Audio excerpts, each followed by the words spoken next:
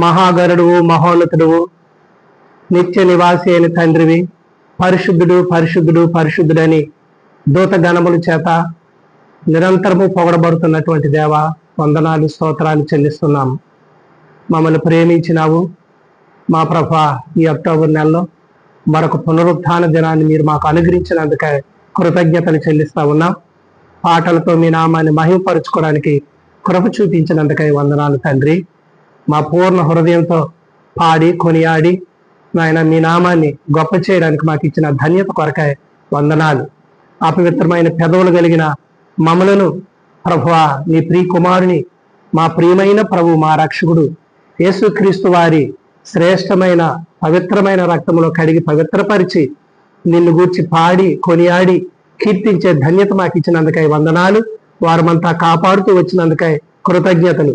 ఆత్మతో సత్యముతో యథార్థంగా మేము కూడా మిమ్మల్ని మా ప్రభు ఆరాధన చేసుకోవడానికి వచ్చి ఉంటుండగా మీ యొక్క ప్రభు పరిశుద్ధమైనటువంటి పరలోకపు మా ప్రభు జ్ఞానము దయచేయండి. మీ ఆత్మ ద్వారా మీ సంగతులు గ్రహించడానికి కృప చూపించండి. మా ప్రభు ఆరాధన వర్తమానంలో తోడై ఉండండి. మీ వాక్యాన్ని మేము అర్థం చేసుకొని ఆత్మతో సత్యముతో యథార్థంగా మిమ్మల్ని మేము సేవించడానికి కృప ఇవ్వండి. దయగల మీ హస్తానికి మమ్మల్ని అప్పగించుకుంటూ మా ప్రభు చిన్నల్ని, పెద్దల్ని, వృద్ధుల్ని అందరినీ మీ స్వాధీనంలో ఉంచుకోమని మా ప్రభు ప్రారంభము నుండి ముగింపు వరకు కూడా మీ నామకు మహిమ, ఘనత, ప్రభావాలు కలుగునట్లుగా మా తండ్రి మా ప్రవర్తన అంతటి విషయంలో మీ సన్నిధిలో జాగ్రత్త వహించడానికి కృప చూపించమని, మా స్థితి గతి ఎరిగి మమ్మల్ని ప్రేమించి ప్రాణమిచ్చి ప్రభువా కృప చూపించి నాయన మా తండ్రి హృదయాన్ని, అంతరంగాన్ని పవిత్రపరిచి మా ప్రభువా మిమ్మల్ని స్తుతించి ఆరాధించేటటువంటి ఆ యొక్క గొప్ప భాగ్యం మాకు ఇచ్చినందుకు మీ వాక్యం ద్వారా మరింత పురుకొల్పబడి మిమ్మల్ని మేము సేవించడానికి కృపెమ్మని నడిపించమని మీ చేతులకే అప్పగించుకుంటూ యేసుక్రీస్తు ప్రభువారి పరిశుద్ధ నామములో ప్రార్థించి వేడుకుంటున్నాము తండ్రి, ఆమేన్.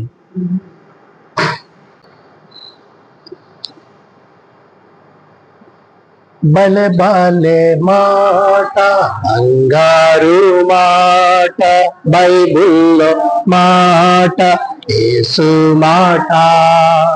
బలే బాలే మాట, బంగారు మాట, బైబిల్లో మాట, యేసు మాట. నా జీవితాన నీ జీవితాన మరువాని మాట, యేసు మాట.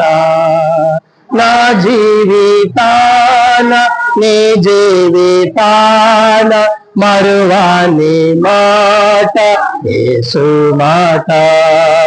బలే బాలే మాట, బంగారు మాట, బైబిల్లో మాట, యేసు మాట. బలే బాలే మాట, బంగారు మాట, బైబిల్లో మాట, యేసు మాట. ఆరాధన కొరకు కీర్తన గ్రంథంలో నుండి 9వ అధ్యాయం మొదటి 3 వచనాలు చదువుతా. నా పూర్ణ హృదయముతో నేను యెహోవాను స్తుతించెదను. యెహోవా, నీ అద్భుత కార్యములన్నిటినీ నేను వివరించెదను. మహోన్నతుడా, నిన్ను గూర్చి సంతోషించి హర్షించుచున్నాను. నీ నామమును కీర్తించెదను. నీవు నా పక్షమున వ్యాజ్యమాడి నాకు న్యాయము తీర్చుచున్నావు. నీవు సింహాసనాసీనుడివై న్యాయమును బట్టి తీర్పు తీర్చుచున్నావు. 7వ వచనము నుండి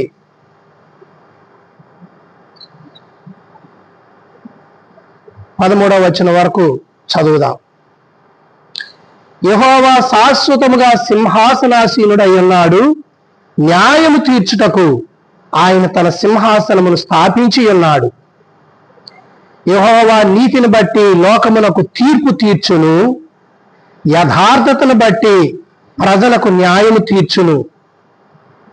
నలిగిన వారికి తాను మహాదుర్గమగును, ఆపత్కాలములలో వారికి మహాదుర్గమగును.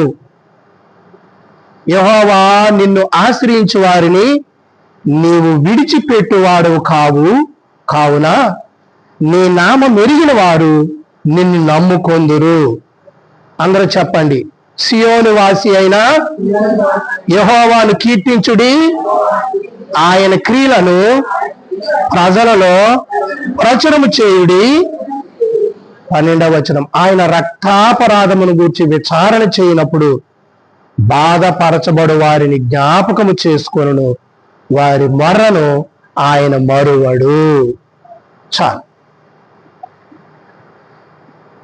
ప్రభునందు ప్రియమైన దేవుని పిల్లలారా, దేవుని సన్నిధి మనకి ఇవ్వబడుట గొప్ప ఆధిక్యత, భాగ్యము. మనం ఈనాడు ప్రభు సన్నిధిలో ప్రభుని ఆరాధన చేసుకోవడానికి కూడి వచ్చి పాటలతో ప్రభువును మహిమపరిచాం. దైవ వాక్యాన్ని చదువుకున్నాం. మానవ జీవితము దేవుడు గత వారం మనం మహిమ ప్రభావాలతో కిరీటము ఇచ్చినట్లుగా, గొప్ప చేసినట్లుగా మనము విన్నాం. ఇప్పుడు ఆ క్రింద కీర్తనే మనం చదివాం, 9వ కీర్తన. మొదటి వచనాన్ని మనం చూసినప్పుడు, నా పూర్ణ హృదయముతో నేను యెహోవాను స్తుతించెదను అని భక్తుడు చెప్తున్నాడు. పూర్ణ హృదయముతో. దేవుడు కోరేది కూడా అదే కదా. మరి దేవుని కోరిన రీతిగా దేవుని మనము ఆరాధన చెయ్యాల. ద్వితీయోపదేశ కాండములో ప్రభు ఆజ్ఞ ఆ రీతిగానే ఉంది. చదవండి, 6వ అధ్యాయము ద్వితీయోపదేశ కాండము. అక్కడ దేవుని యొక్క వాక్యము మనము చదువుతాము. 4వ వచనము, ఇశ్రాయేలు వినుము, మన దేవుడైన యెహోవా అద్వితీయుడగు యెహోవా, నీ పూర్ణ హృదయముతోను, నీ పూర్ణ ఆత్మతోను, నీ పూర్ణ శక్తితోను నీ దేవుడైన యెహోవాను ప్రేమింపవలెను. నేడు నేను నీకు ఆజ్ఞాపించి ఈ మాటలు నీ హృదయములో ఉండవలెను. ప్రియమైన దేవుని పిల్లలారా, దేవుడు కోరేది కూడా పూర్ణ హృదయముతో దేవుని మనం ప్రేమించాలా, ప్రభువును మనం ఆరాధన చేయాలా. చూడండి, మనము మనకిష్టమైన వాటిని ప్రేమిస్తాం. మనం దేనిని కోరుతామో దాని మీదే మన మనస్సు ఉంటుంది. మన హృదయము అక్కడే ఉంటుంది. లోకంలో బంగారం ఉందనుకో, మన మనసు ఆ బంగారం మీద ఉంటుంది. డబ్బు ఉందనుకో, అక్కడే ఉంటుంది. అధికారం అనుకో, దాని మీదే ఉంటుంది. ఆశలు ఎన్నో ఉన్నాయనుకో, వాటి మీదే ఉంటాయి ఈ మనస్సు అనేటటువంటి, ఈ హృదయం అనేటటువంటి.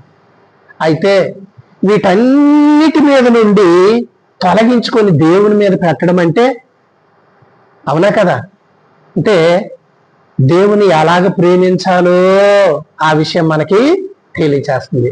నిజంగా మనుషులు ఈ లోకంలో ఇన్ని మాయల్లో చిక్కుకున్న తర్వాత పూర్ణ హృదయంతో దేవుణ్ణి ఆరాధన చేస్తారా? పరలోకంలోనే కదా నిత్యము పరిశుద్ధుడు పరిశుద్ధుడు పరిశుద్ధుడని దూతలు ఆయన్ని ఆరాధన చేస్తుంటే, ప్రభువుకి భూమి మీద ఉన్న వాళ్ళు కావాలా? తన స్వరూపముందు చేయబడిన వారు, తన పోలిక ఇవ్వబడిన వారు, తన ఆత్మ ఎవరిలో దేవుడు ఉంచాడో వారు కదా అలాగా పూజించాలని ఆయన కోరుకునేటటువంటిది. కాబట్టి ప్రియమైనటువంటి దేవుని పిల్లారా, తాను చేసినటువంటి మానవుడు మరి దారి తొలగిపోయాడు. తన హృదయము మోసపరుచుకున్నాడు. తన హృదయము భ్రష్టమైపోయింది. తన హృదయము గర్వముతో నిండిపోయింది. ఆ రీతిగా మానవుడు దేవుని ఎడల తప్పిపోయినాడు. 6వ అధ్యాయం మనం చూసినప్పుడు మరి సమస్త మనుషులు కూడా తమ మార్గాలు చెరిపివేసుకున్నారని ఆది కాండంలో వ్రాయబడింది. అప్పుడు దేవుని ఉగ్రత భూమి మీదకి వచ్చింది. దేవుని ఉగ్రత వచ్చింది. ప్రియమైన దేవుని పిల్లలారా, ఆ ఉగ్రతలో మరి దేవుడు నోవహు కుటుంబాన్ని రక్షించాడు కదా, మనం చూస్తాం. ఇది ఏమి తెలియచేస్తుంది మనకి?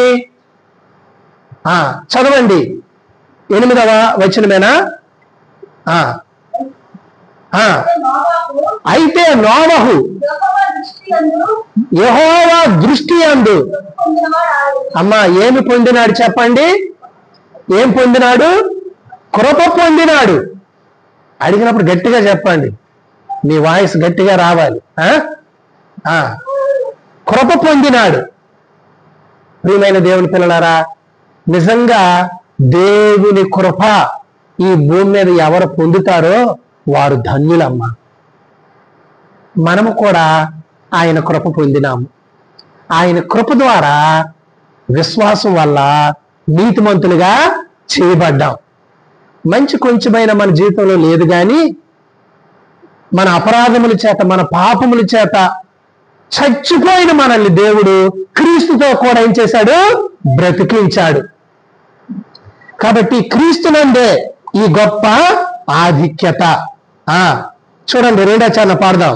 క్రీస్తు నందు నన్ను క్షమించి రక్తాను కాచి కడిగేను నన్ను. క్రీస్తు నందు నన్ను క్షమించి రక్తాము కాచి కడిగేను నన్ను. విడిపించు నన్ను నీతిగా తీర్చే, విడిపించి నన్ను నీతిగా తీర్చే పవిత్ర పరాచను. హృదయమా పాడుమా, ఓ నా హృదయమా పాడుమా, కొత్త గీతం ప్రభునాకే. ఎంతో ఆనందం వర్ణింపజాల, ఎంతో ఆనందం వర్ణింపజాల, ఎంతో ప్రభు ప్రేమ. హృదయమ పాడుమా. కాబట్టి మన అపరాధముల చేత, పాపముల చేత మనము చచ్చి ఉండగా ఆయన క్రీస్తుతో కూడా మనలను బ్రతికించెను. మనము కూడా వారి వలె, ఆ యొక్క నోవహు వలె మనము కృప పొందకపోతే ఆనాటి జలప్రలయం వల్ల నశించిపోయిన వారి వలె మనము కూడా ఏమయ్యుందుము? గతించి యుందుము. అయితే దేవుడు చాలా వేదన పడ్డాడు. వాళ్ళందరూ నీట మునిగిపోయారు. నోవహు అతని కుటుంబము రక్షించబడ్డారు. అయితే ప్రభు మనస్సు వారి దోషాన్ని బట్టి, పాపాన్ని బట్టి వారి మీదకి ఆ జలప్రలయం రప్పించినప్పుడు నోవహు మరి పవిత్ర పక్షులలో పవిత్ర మరి ఆ జంతువులు మరి ఆ దేవునికి దహన బలిగా అర్పించినప్పుడు ఇంపైన సువాసన ఆయన ఆఘ్రానించి, అదే క్రీస్తు బలి.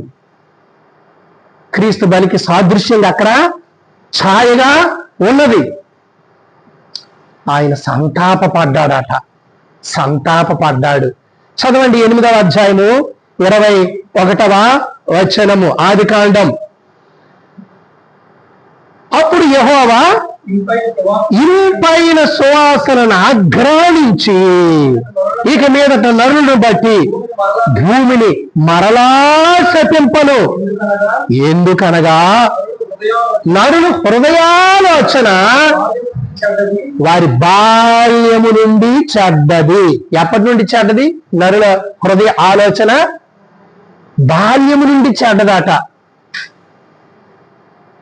అందుకే చిన్నప్పటి నుండి సండే స్కూల్ చెప్పినప్పుడు నల్లనిది నా పాప హృదయం పెద్ద పాటల పుస్తకాల్లో, ఈ సీఎల్ గీతాల్లో ఉంటది.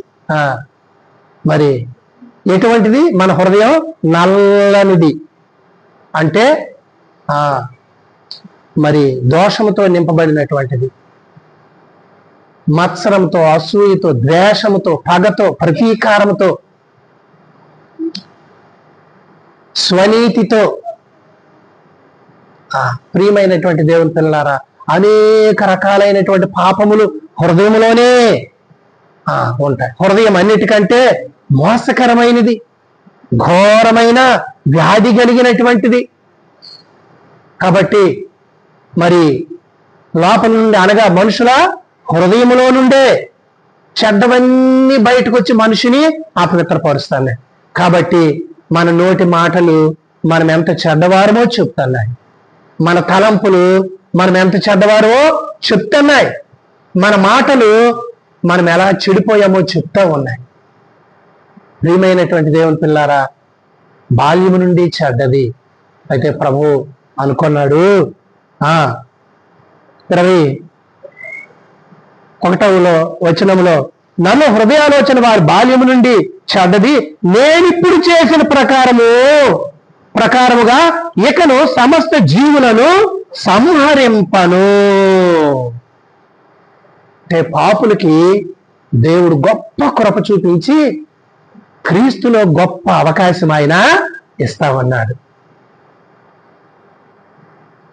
సిలువ వేయబడినటువంటి క్రీస్తు యేసు ప్రభు రక్తంలో కడుక్కోవడానికి, పాపము ఒప్పుకొని పశ్చాత్తాపడడానికి మానవునికి కృప ఇచ్చి, అలాగే ఎవరైతే పశ్చాత్తాపడి వారి దోషము నుండి విముక్తులవుతారో వారు ధన్యులవుతారు.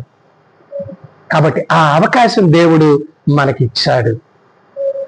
అందుకే ఇక సమస్త జీవులను సంహరింపను, భూమి నిలిచి ఉన్నంత వరకు వెదకాలము, కోతకాలము, శీతోష్ణములు, వేసవి శీతకాలములు, రాత్రింబగళ్ళు ఉండక మానవుని తన హృదయములో అనుకొనెను. 9వ అధ్యాయం.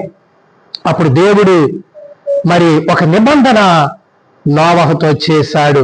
8వ వచనం. మరియు దేవుడు నోవహు అతని కుమారులతో, మీతోనూ మీ తదనంతరము మీ సంతానంతోనూ మీతో కూడనున్న ప్రతి జీవితోనూ, పక్షులేమి, పశువులేమి,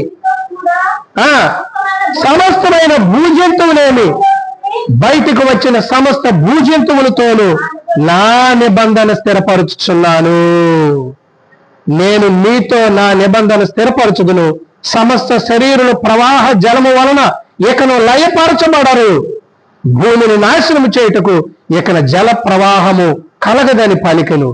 మరియు దేవుడు నాకును మీకును మీతో కూడానున్న సమస్త జీవరాశులకు మధ్య నేను తరతరములకు ఏర్పరుచున్న నిబంధనకు గుర్తు ఇదే.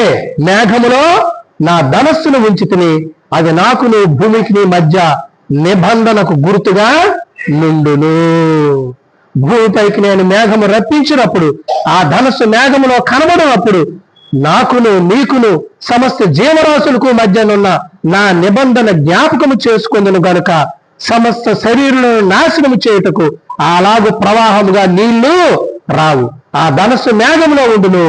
నేను దాన్ని చూచి దేవునికి భూమి మీద ఉన్న సమస్త శరీరంలో ప్రాణము గల ప్రతి దానికి మధ్యనున్న నిత్య నిబంధనను జ్ఞాపకము చేసుకొందునెను.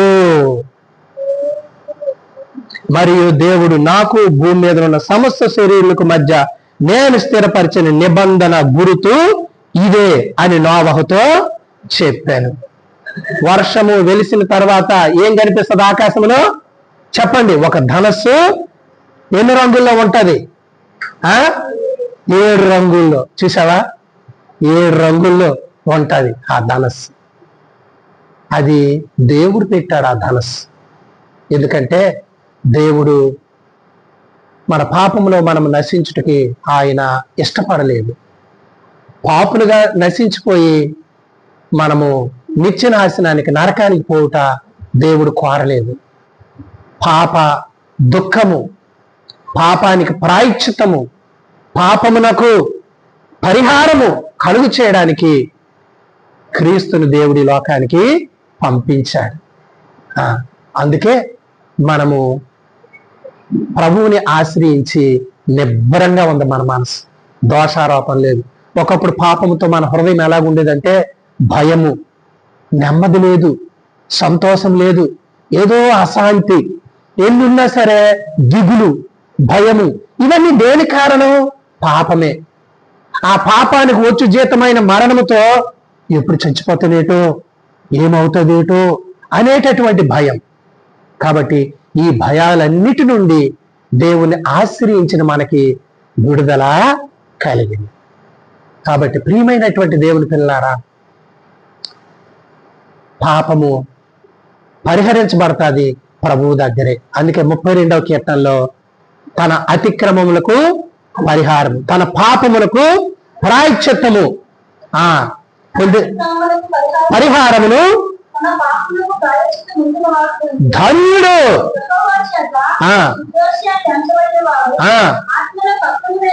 కాబట్టి ప్రభువు నిన్ను క్షమించిన తర్వాత, నాయన నిన్ను నేను పవిత్రపరిచాను, నీవు నిర్దోషివి అని ప్రభువు నీతో చెప్పితే నీవెంత ధన్యురాలు, ఎంత ధన్యుడువు. ఆ అనుభవం నీకుందా? లేకపోతే నీ పాపం ఇప్పుడే ఒప్పుకో. 51:17 కీర్తనల గ్రంథం 51:17 చదవండి. 51:17 విరిగిన మనస్సే. నీ పాపాన్ని బట్టి నిజంగా పశ్చాత్తాపడాలి. విరిగిన మనస్సే దేవునికి ఇష్టమైన బలి. దేవా, విరిగి నలిగిన హృదయమును. కాబట్టి నీ హృదయం నిబ్రంగా ఉండాలంటే నీ దోషము నీ దేవుని దగ్గర ఒప్పుకోవలసింది. అందుకే అధైర్యపడి ఉన్నది నా హృదయం అని 40వ కీర్తనలో చెప్పడం జరుగుతుంది. 40వ కీర్తన చూడండి. పాపాలు తరుముతున్నప్పుడు తల ఎత్తలేని పరిస్థితి, అవమానము, అవన్నీ మన జీవితంలో ఉన్నప్పుడు ఎలాగూ మరి 12వ వచనం, లెక్కలేని అపాయములు నన్ను చుట్టుకొని ఉన్నవి, నా దోషములు నన్ను తరిమి పట్టుకొనగా. నా దోషాలు తరిమి పట్టుకొన్నాయట. ఏమ్మా, పాపము క్షమాపణ పొందకపోతే నీ పాపం ఎప్పుడు నీకు జ్ఞాపకం వస్తూనే ఉంటది. అందుకే బైబిల్లో రాసుంది, ఇర్మీయా గ్రంథం 17వ అధ్యాయం 2వ వచనం, దేవుడు వారి పాపము వారి హృదయం మీద లిఖించాడట. 17:2 ఇర్మీయా గ్రంథం చదవండి. యోధా పాపము దేంతో? ఇనుప. అక్కడ చూడు, నా మొక్కని రాసి లేదు. బైబిల్లో కరెక్ట్ చూస్తే అది గంటమో కనపడుతుంది. ఏంటి? యోధా పాపము ఇనుప గంటముతో వ్రాయబడి ఉన్నది. దేంతోనమ్మా? వజ్రపు మొనతో లిఖింపబడి ఉన్నది. అది వారి హృదయములో. హృదయం అనేది పలక మీద చెక్కబడింది. ఏ పలకమ్మది? హృదయం అనే పలక. నీ హృదయం మీదే రాసి ఉంది నీ పాపం. దేవుడు నీ మనస్సాక్షి మీద రాసి ఉంచాడు. అది పోయిందా లేదా సంగతి కూడా నీకు తెలుస్తుంది. నీవు ఆ ప్రభు దగ్గర ఒప్పుకున్నావా? క్షమాపణ పొందావా?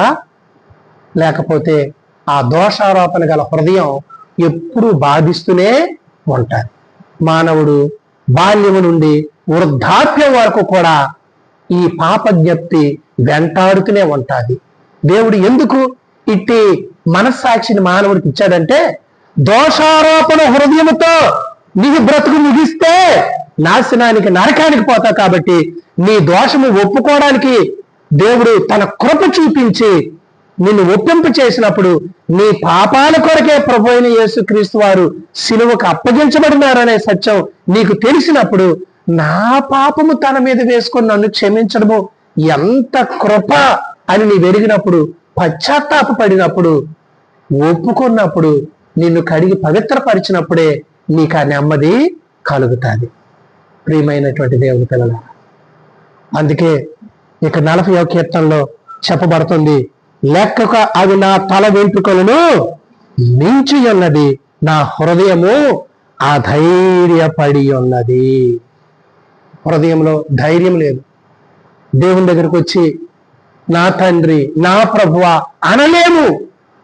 నా పూర్ణ హృదయంతో నిన్ను ప్రేమిస్తున్నాను అనలేము. ఆ దోషారోపణ హృదయం అడ్డొస్తుంది.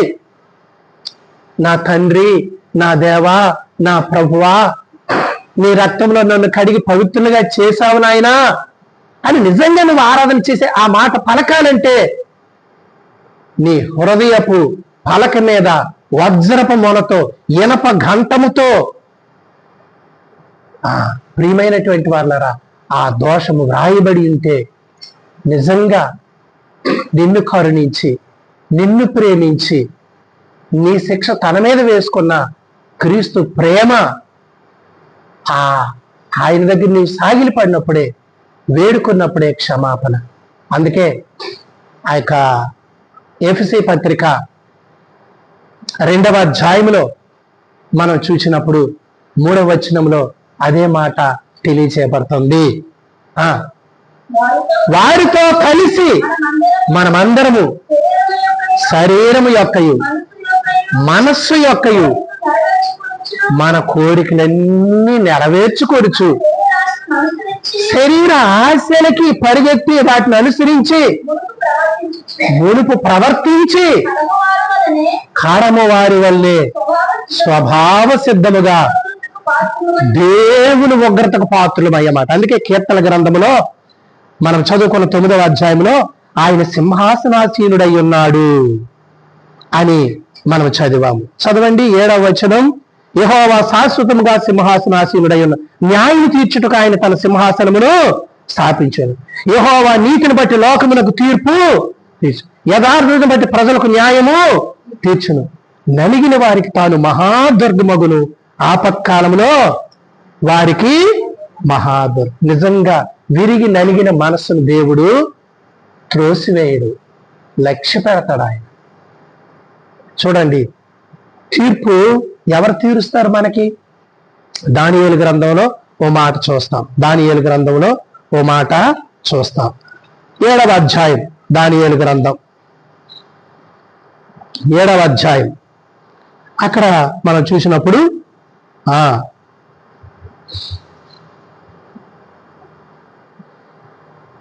మహావృద్ధుడైనటువంటి వారిని మనము చూస్తాము. ఆయన సన్నిధిలో కోట్ల కొలది మంది ప్రజలు నిలబడ్డారు. 9వ వచనం, 7వ అధ్యాయం 9వ వచనం. ఇంకా సింహాసనములను వేటి చూచితిని, మహావృద్ధుడు ఒకడు కూర్చుండెను, ఆయన వస్త్రము హిమము వలె ధవలముగాను, ఆయన తల వెంట్రుకలు గొర్రు బొచ్చు వలె తెల్లగాను ఉండెను. ఆయన సింహాసనము అగ్ని జ్వాలల వలె మండుచుండెను.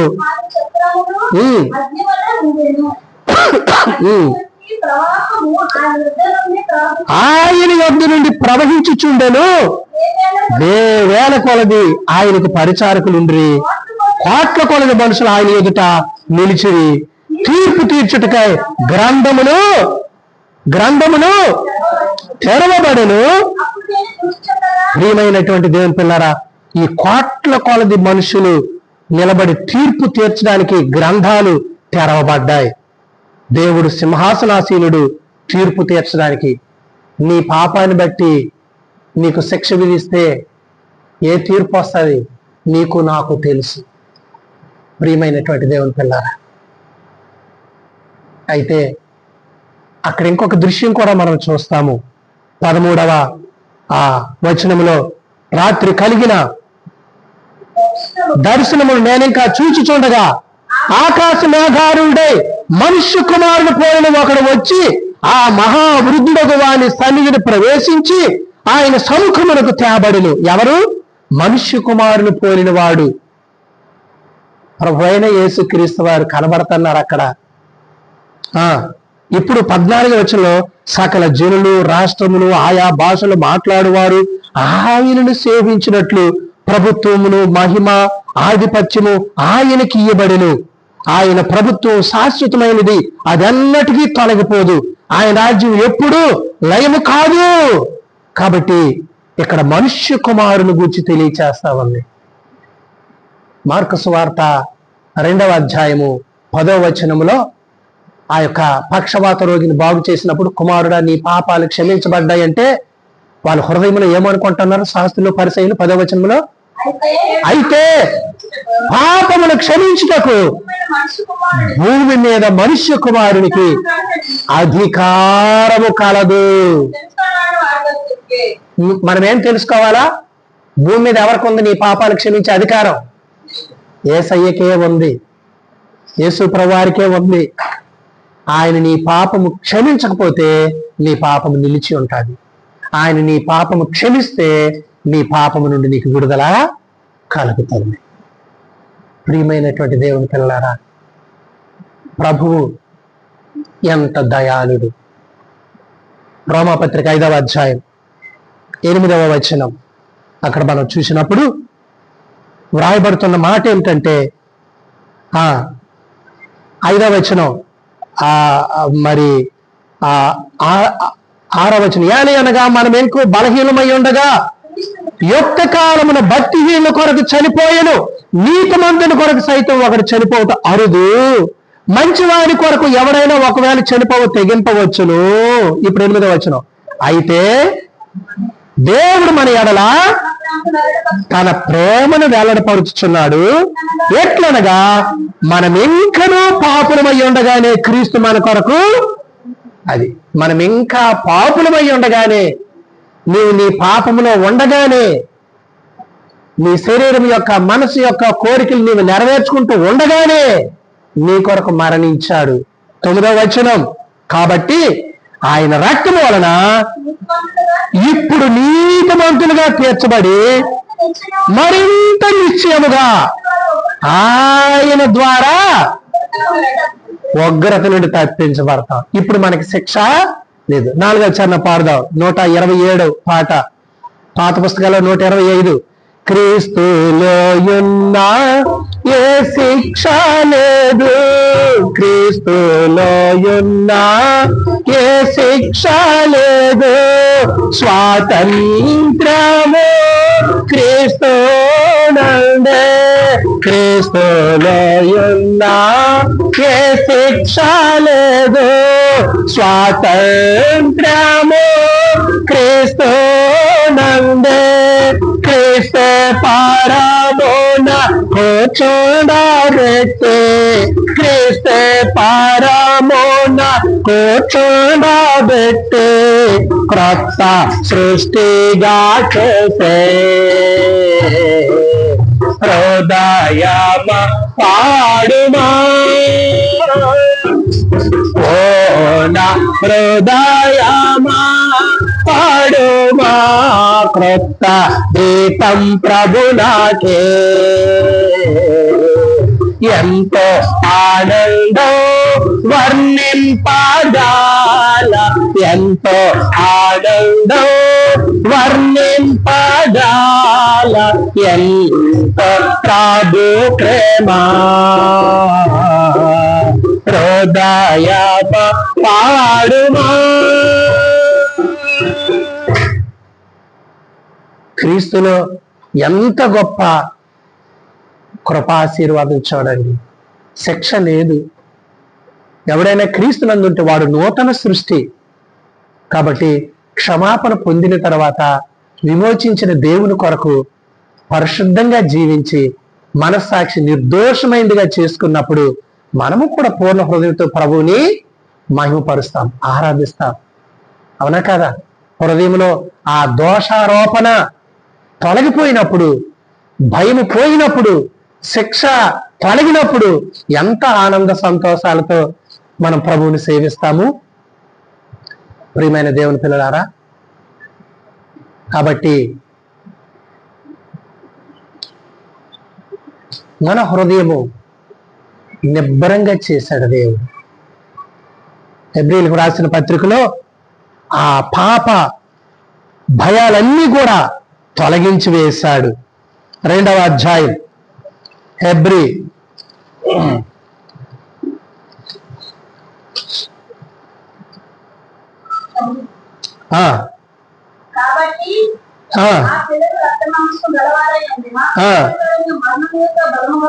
మరణం యొక్క బలము గలవారిని అనగా అపవాదిని మరణము ద్వారా నశింప చేయుటకును మన బ్రతుకు కాలమంతా మరణ భయము చేత దాస్యానికి లోబడిన వారిని విడిపించడానికి రక్త మాంసములో పాలివాడాయను.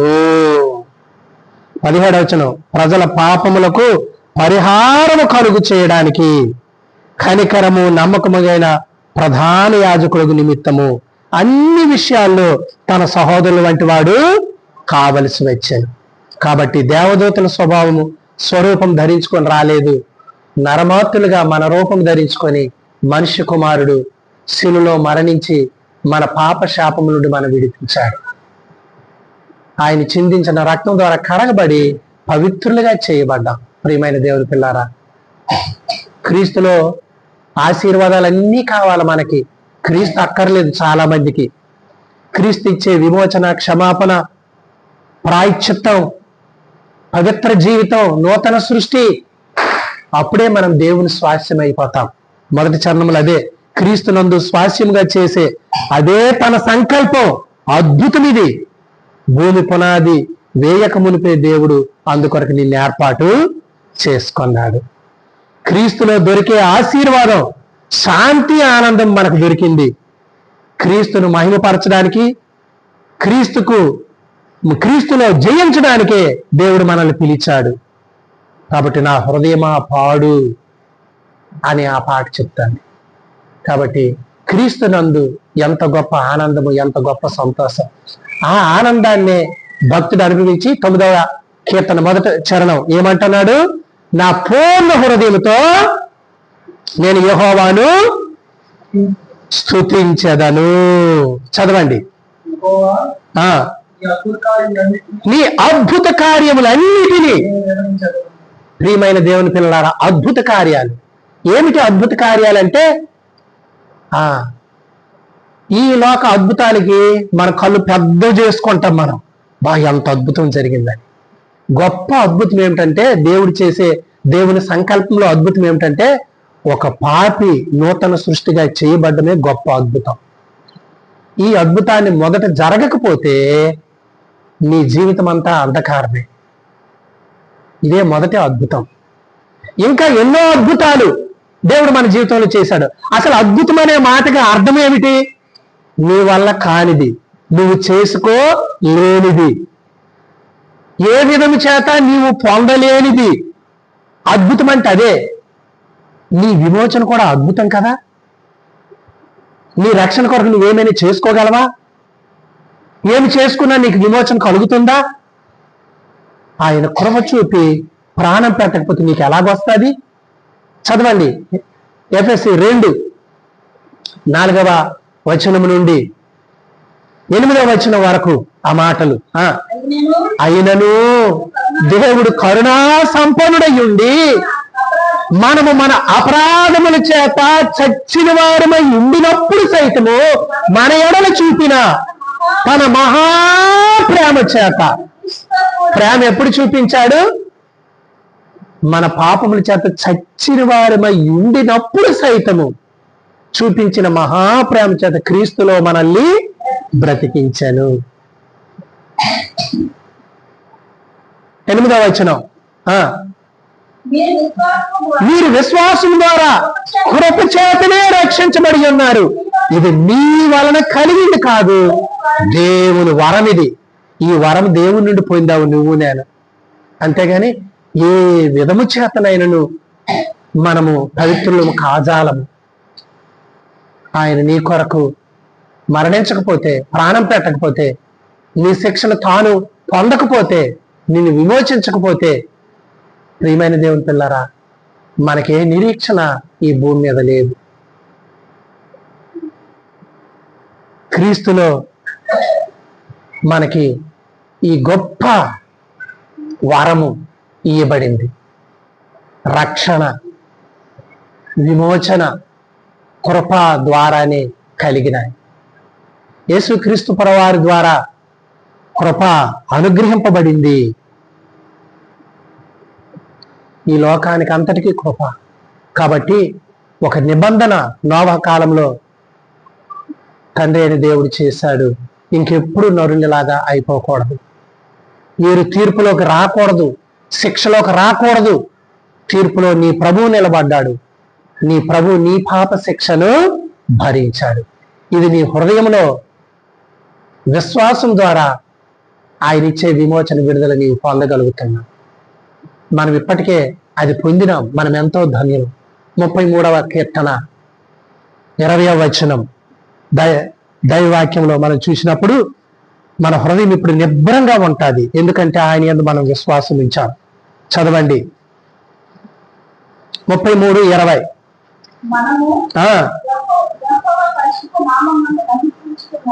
మనము యెహోవా పరిశుద్ధ నామమందు నమ్మిక ఉంచున్నాము. ఆయనను బట్టి మన హృదయం సంతోషించుచున్నది. ప్రియమైనటువంటి దేవుని పిల్లలారా, ఆయన బట్టే మన ప్రాణం సంతోషిస్తా ఉంది. మన జీవితంలో దేవుడు అద్భుతాలు చేశాడు. ఎంత అద్భుతం అంటే 30వ కీర్తన 11వ వచనంలో మరి దావీదు రాస్తాడు, నా ప్రాణము మౌనముగా ఉండక నిన్ను కీర్తించినట్లు నా అంగలార్పును. అంగలార్పు అంటే ఏంటో చెప్పండి. అంగలార్పు అంటే అంగలార్పు అంటే అది తట్టుకోలేనటువంటి వేదన, బాధతో ఏడుస్తూ ప్రలాపిస్తూ ఉండడమే అంగలార్పు. అక్కడ ఏడ్పును పండ్లు కొరుకుతా ఉండును. ఎక్కడ గట్టిగా చెప్పండి అమ్మా.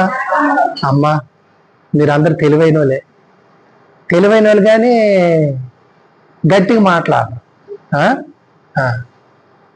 నా అంగలార్పు నిజంగా నా స్వభావానికి నా స్థితికి తగినటువంటి శిక్ష ఆ అంగలార్పే. అయితే తప్పించి నాట్యముగా మార్చా, ఆనందింపచేశావు.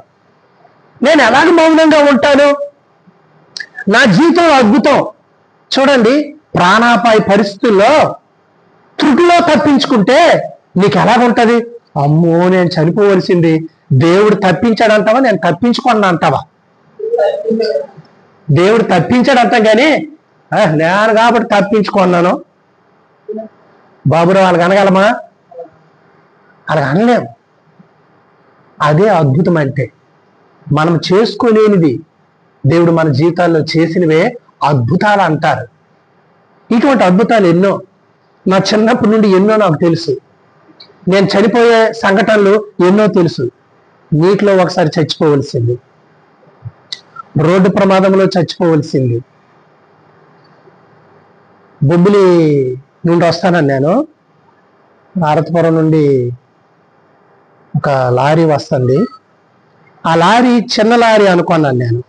ఆ లారీ వెనకతలు ఇంకా 3-4 బాక్సులు పెట్టేసి ఐరన్ దాంతో ఉంది. ఆ ఐరన్ అలాగా పేర్చేసి ఉంది. నేను చీకట్లో వస్తాను, లారీ గది ఇలాగ వెళ్ళిపోద్ది, ఇటు రోడ్డు బాగులేదు, అటుకాసి తిప్పుదామా అనుకొని ఇలాగ అనుకుంటాను. ఇలాగ తిప్పితే వెంటనే నా తలకాయ తీగ అక్కడ పడిపోతుంది. ఆ మీద ఆ ఐరన్ మీద ఒక ఐరన్ పుల్ల పట్టుకొని ఇలా కొడతాడు సైడ్ని. ఆ చీకట్లో కొట్టడం అమ్మో ఇంకేంటని చూసరికి ఇంకా లారీ ఉంది. అది ఆ గజాలతో పేరుస్తుంది. ఓ లారీ అంటే చిన్నది కదా, అది ఇలా వెళ్ళిపోతాం కదా అనుకున్నాను. నా ప్రాణాలు మరి లేవు. అప్పుడు చనిపోవలసింది నేను. నీటిలో పడిపోయి వస్తారు చనిపోవలసింది నేను. తర్వాత నాకు జ్వరం చేసి చనిపోయిన పరిస్థితులు 2-3 సార్లు వచ్చినాయి. ఎన్నోసార్లు ఎప్పుడో గతించుకోవలసిన వాడిని. ఆయన కృప ద్వారా నేను బ్రతికాను. నాకు ఇన్ని అనుభవాలు ఉన్నాయి. మరి మీకెన్ని అనుభవాలు ఉంటాయో మీ గతాన్ని ఒక్కసారి జ్ఞాపకం చేసుకుని. నా ప్రాణము ఎలాగ మౌనంగా ఉంటుందయ్యా నిన్ను ఆరాధించకుండా. నా అంగలార్పును నువ్వు నాట్యముగా మార్చి ఉన్నావు. 62వ కీర్తన 1వ వచనం.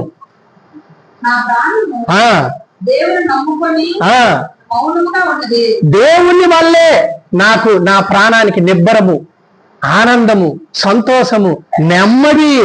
ఆయన వల్ల నాకు రక్షణ. రక్షణ యెహోవాదే, రక్షించేవాడు దేవుడే, రక్షణకర్త యేసయ్యే. ఆయనే నా ఆశ్రయ దుర్గము, ఆయనే నా రక్షణకర్త, ఎత్తైన నా కోట ఆయనే, నేను అంతగా కదిలింపబడను. ప్రియమైన దేవుడుతున్నారు, ఈ భూమి మీద ఎన్ని అపాయాలో కదా, ప్రాణాపాయాలో కదా, తప్పించి మరణం నుండి తప్పించి పాతాళము వశం కాకుండా నరకం నుండి అంగలార్చకుండా దేవుడు తప్పించాడు. క్రీస్తునందు గొప్ప విమోచన, పరలోక సంబంధమైన ప్రతి ఆశీర్వాదం క్రీస్తులో దేవుడు మనకి అనుగ్రహించాడు. ఎంత గొప్ప ఆధిక్యత! పరలోక స్వాస్యంగా పొందడానికి ప్రభువుని విశ్వసించి రక్షించబడిన మన కొరకు ఉంచబడినటువంటి ఆ యొక్క నిత్యత్వము, పరలోకమే మన స్వాస్యము, మనవశం చేశాడు దేవుడు. ఈ భూమి మీద ప్రతి ఆశీర్వాదం క్రీస్తులో. యాకోబు పత్రికలో జ్యోతిర్మయుడు దేవుడి నుండి మరి సమస్తము మనకి కలుగుతున్నాయి అని వ్రాయబడింది. చదవండి 17వ వచనమా, చదవమ్మా. 16వ వచనం ఉందా? 17వ వచనం చదవండి. శ్రేష్టమైన ప్రతి ఈర్యు, సంపూర్ణమైన ప్రతి వరము. శ్రేష్టమైనవి ఈ భూమి మీద లేవమ్మా, వీటి కొరకు ఎందుకో మరి శ్రేష్టమైనవి ఈ భూమి మీద ఏం లేవు. శ్రేష్టమైన ప్రతి వరము, ఈర్యు, సంపూర్ణమైన ప్రతి వరము, పర సంబంధమైనవై జ్యోతిర్మయుడగు తండ్రి వద్ద నుండి వచ్చును. ఆయన యందు గమనాగమనాల ఛాయను లేదు. ఎఫెసీ 1:3 ఏమని రాస్తుంది? క్రీస్తు యొక్క తండ్రి అయిన దేవుడు స్తుతించబడును గాక. ఎవరి ద్వారా ఇవన్నీ దేవుడు మనకి ఇచ్చాడు? ఆయన క్రీస్తునందు పరలోక విషయములో ఆత్మ సంబంధమైన ప్రతి ఆశీర్వాదము క్రీస్తునందే, క్రీస్తునందే, క్రీస్తునందే. యేసు క్రీస్తు లేకపోతే నీకు క్షమాపణ లేదు, ఆశీర్వాదం లేదు, అంగలార్పే. అందుకే ప్రియమైన దేవతల 45వ కీర్తన 1వ వచనం, ఒక దివ్యమైన సాంగత్యతో నా హృదయము బహుగా ఉప్పొంగుచున్నది అని. ప్రియమైన దేవుని పిల్లలారా, ఈ భూ సంబంధమైన వాటితో మనం ఎంతో ఉప్పొంగుతుంటాం కదా, అశాశ్వతమైన వాటితో ఉప్పొంగుతాం కదా. ఒక శాశ్వతమైన దివ్య సంగతులతో, పరలోక సంబంధ సంగతులతో, నిత్యత్వ సంగతులతో మన హృదయం ఎంతగా ఉప్పొంగాలి. కాబట్టి పాప భీతి లేక, మరణ భయము లేక, అర్థమైందా, ఆ అంగలార్చి కృంగిపోయే హృదయము, ఆ యొక్క దాస్యానికి బాల్యము నుండి చెడ్డదైన మన హృదయము, మనం తల ఎత్తుకోలేనటువంటి ఆ పరిస్థితిలో మన పాపం తరుగుతున్నప్పుడు, మన హృదయం అధైర్యపడినప్పుడు, ఇటువంటి హృదయాన్ని దేవుడు ఎలా మార్చాడంటే పరిశుద్ధంగా, నిబ్బరంగా 9వ కీర్తన 1వ వచనంలో చెప్పినట్లుగా నా హృదయం, నా పూర్ణ హృదయముతో.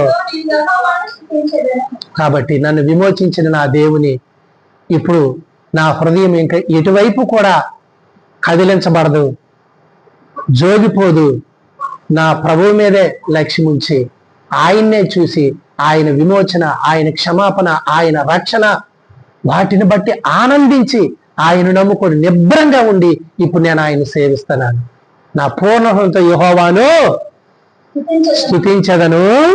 యెహోవా నీ అద్భుత కార్యములను అన్ని కూడా వివరిస్తాను. 103వ కీర్తనలో అక్కడ చెప్పబడినటువంటి మాట ఏమిటంటే, నా ప్రాణమా సన్నతించుము. నా అంతరంగంలో ఉన్న సమస్తమా ఆయన పరిశుద్ధ నామమును సన్నతించుము. నా ప్రాణమా యెహోవాను సన్నతించుము. ఆయన చేసిన ఉపకారముల్లో దేనిని మరవకు.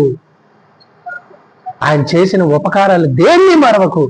వాటన్నిటితో నీ పూర్ణ హృదయంతో నీవు ఆయన నీ దోషములన్నిటినీ క్షమించేవాడు, నీ సంకటములన్నీ కుదిర్చిన వాడు, సమాధిలో నుండి నీ ప్రాణాన్ని విమోచించిన వాడు, కరుణా కటాక్షాలు కిరీటముగా. ఎంత గొప్ప ఆధిక్యత. కాబట్టి తీర్పు శిక్షలో నిలబడవలసింది నీకు కిరీటము బహుమానం ఇచ్చి ఆయన ఎదుట ఉద్ధరించాడు.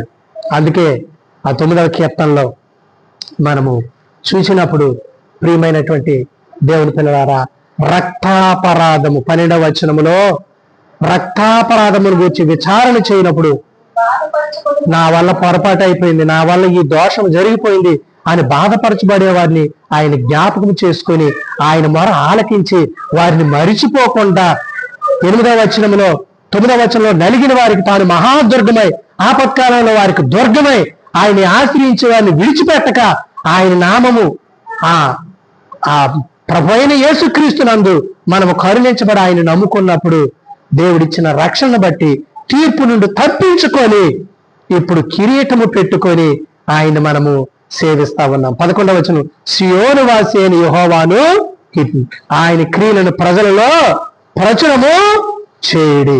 13వ వచనం, నేను ఆయన కీర్తి అంతటిని ప్రసిద్ధి చేస్తాను.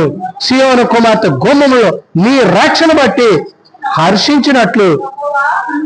మనల్ని కరుణించిన దేవునికి ప్రియమైనటువంటి దేవుని పిల్లారా, మనల్ని ఉద్ధరించిన దేవునికి ప్రియమైనటువంటి వాళ్ళారా, ఆయనకు తగిన మహిమ మనం చెల్లించాలి. 96వ కీర్తన 7వ వచనం, జనముల కుటుంబములారా యెహోవాకు చెల్లించుడి, మహిమా బలమును యెహోవాకు చెల్లించుడి, యెహోవా నామమునకు తగిన మహిమ ఆయనకి. కాబట్టి ఆయనకు తగిన మహిమ తన ప్రియమైన కుమారుడు మన కొరకు అప్పగించడానికి వెనుక తీయలేదు. ఆయనతో పాటు సమస్తము దేవుడు మనకి అనుగ్రహించాడు. పర సంబంధమైన ప్రతి ఆశీర్వాదం, ఈ భూ సంబంధమైనటువంటి ప్రతి కృప మనం పొందినట్లుగా దేవుడు మనల్ని జ్ఞాపకం చేసుకున్నాడు. కాబట్టి ప్రియమైనటువంటి దేవుని పిల్లారా, మనల్ని బట్టి ఆయన సంతాపపడ్డాడు. మన హృదయం ప్రియమైనటువంటి వాళ్ళారా మరి మోసకరమైనది, అటువంటి గర్వము కలిగినటువంటిది, అహంకారము కలిగినటువంటిది ప్రియమైనటువంటి వాళ్ళ. కానీ విరిగి నలిగి ఆయన సన్నిధిలో మనం వేడుకున్నప్పుడు క్షమించి నీతిగా తీర్చినటువంటి దేవుడు. హృదయం నిబ్బరంగా ఉండి ప్రభువును మనం సేవించాలి. పాప భయము లేక, మరణ భయము లేక, దాస్యం అనే మాట లేక మన హృదయం నిబ్బరంగా ఉండి మన పూర్ణంతో ప్రభువును సేవించడానికి దేవుడు మనల్ని కరుణించాడు. క్రీస్తు ద్వారా మనకు విమోచన కలుగు చేశాడు. కాబట్టి మనల్ని ఎందుకొరకు పిలిచాడు? ఆ శాంతి ఆనందం మనకిచ్చి క్రీస్తును మహిమపరిచి క్రీస్తు ద్వారా ఈ లోకాన్ని జయించడానికి దేవుడు మనల్ని పిలిచాడు. ఆఖరి చరణం పాడుకొని ప్రభువుని ఆరాధన చేద్దాం. క్రీస్తులో దొరికే ఆశీర్వాదం, శాంతి ఆనందం దొరికేను మనకు. క్రీస్తులో దొరికే ఆశీర్వాదం, శాంతి ఆనందం దొరికేను మనకు.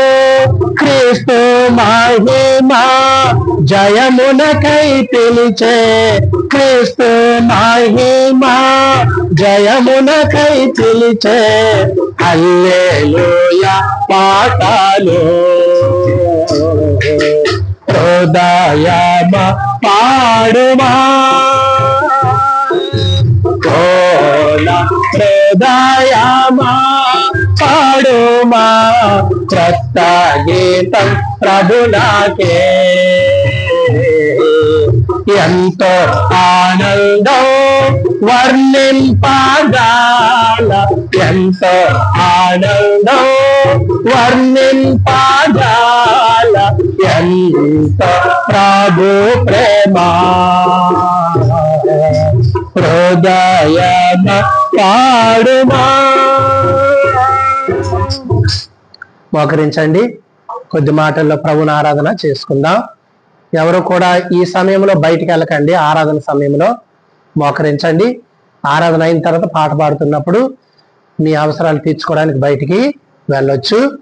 కాబట్టి మరి మనము కొద్ది నిమిషాలు ప్రభుని ఆరాధన చేసుకోవాలి. కొద్దిసేపు మీరు మనసులో పెట్టుకోండి, ప్రభువా, అధైర్యంతో ఉన్న నా హృదయం, భయముతో పాపభారంతో కృంగిపోయిన నా హృదయం, గర్వ హృదయం, అహంకారంతో ఉన్న హృదయం ప్రభువా, అయితే నిజంగా తీర్పు తీర్చే దేవుని సన్నిధిలో కోట్లాది మంది నిలబడుతూ ఉంటే ఇప్పుడు మహిమ కొరకు నేను నిలబడాలా, బహుమానం కొరకు నిలబడాలి, కానీ తీర్పు కొరకు కాదు. ఎందుకంటే నా శిక్ష అంతా ప్రభు తన మీద వేసుకొని దేవుని ఉగ్రత తీర్పు అనుభవించాడు, నన్ను విమోచించాడు. క్రీస్తులో నాకు గొప్ప క్షమాపణ, విమోచన, గొప్ప ఆశీర్వాదాలు దయచేసిన అందుని బట్టి నా పూర్ణ హృదయంతో నిన్ను ఆరాధిస్తున్నాను ప్రభా. నీ అద్భుతాలు నిజమే, నా బ్రతుకు మార్చడం ఒక అద్భుతము. నరక శిక్ష నుండి నా అంగలార్పును నాట్యముగా చేసి ఎన్నో ప్రాణాపాయ పరిస్థితులు, ఎన్నో అద్భుతాలు నా జీవితంలో ఆశ్చర్యకరంగా చేసి కృప చూపించి ఎంతవరకు కాపాడిన దేవుడు, ఏమిచ్చి నీకు రుణం తీర్చగలను తండ్రి, నా బ్రతుకంతా నీకు రుణస్థుడినే అని చెప్పి ప్రభువైన యేసుక్రీస్తు వారి ద్వారా పరలోక తండ్రికి మన యొక్క కృతజ్ఞతాస్తుతి ఆరాధన సమర్పించుకుందాం.